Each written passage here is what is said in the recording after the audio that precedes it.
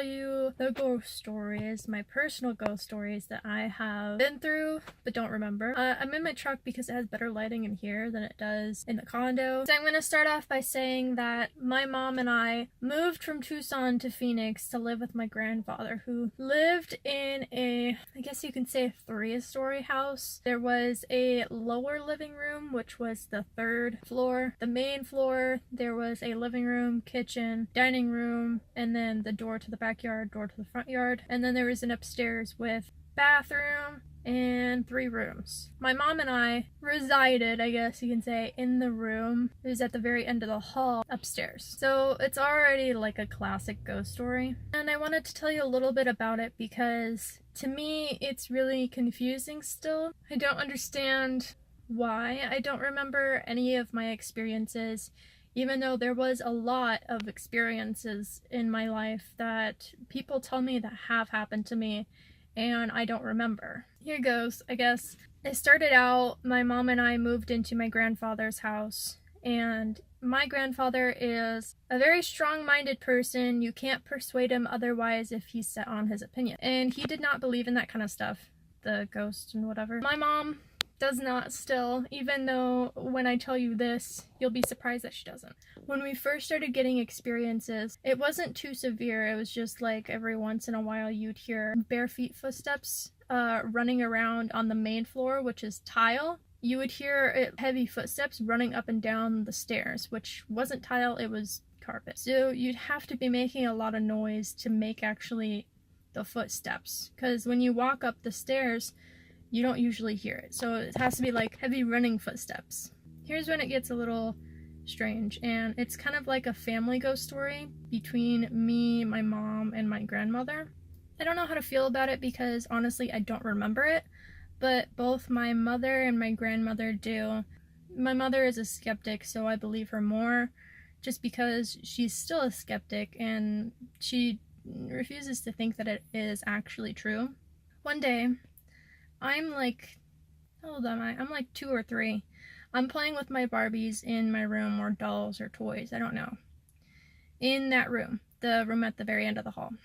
And my mom hears me talking to them, just like a little kid would. And there's nothing wrong with that, by the way.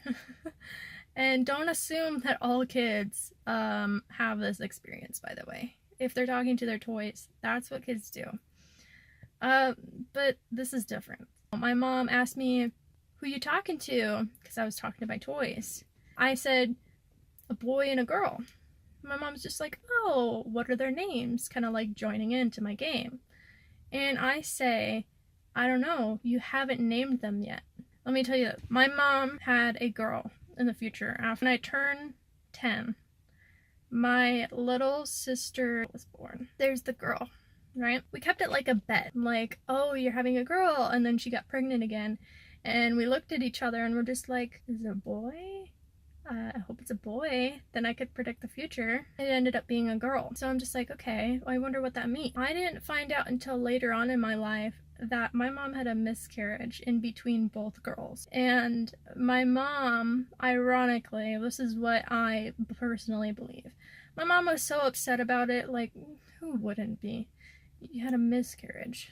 She was really upset about it, and she felt sad and felt blue. So in result of her feeling sad and blue, she painted the bathroom blue. And I thought that was kind of ironic because it was supposed to, the second child was supposed to be a boy according to me, my little self, and she painted the bathroom blue as in a boy. I think the miscarriage was a boy, was supposed to be a boy. And it was the boy that my mom lost, and it's the boy that she wanted, actually. I have a playroom, and we called it a basement because it's a lower level, and it kind of reminds us of a basement.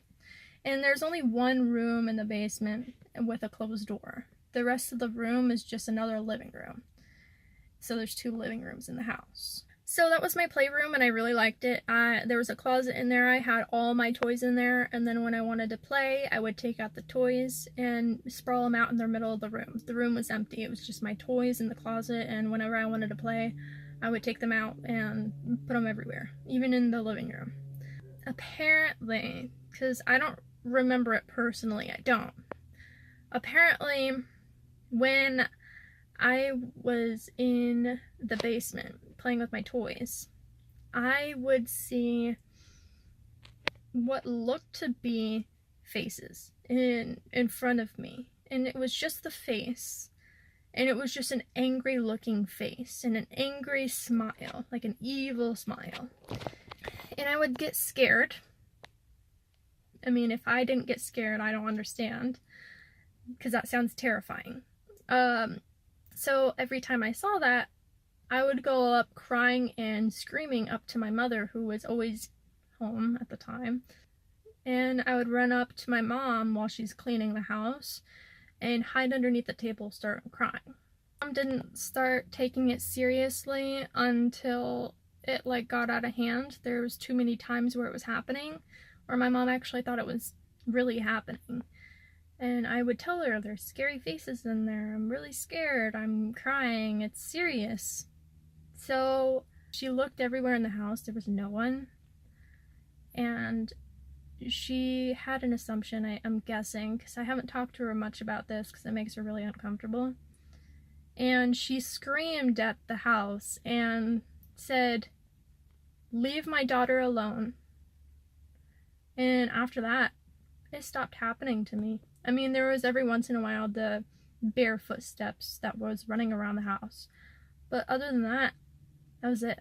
And by the way, the bare footsteps or running footsteps sounded like a light child running around on the main floor. And it wouldn't be me, because I would be sitting down with everyone watching a family movie. And if it was me, I can't be in two places at once. So everyone was very convinced that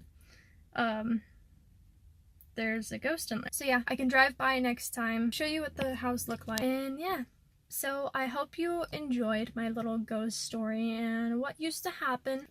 Have a great day.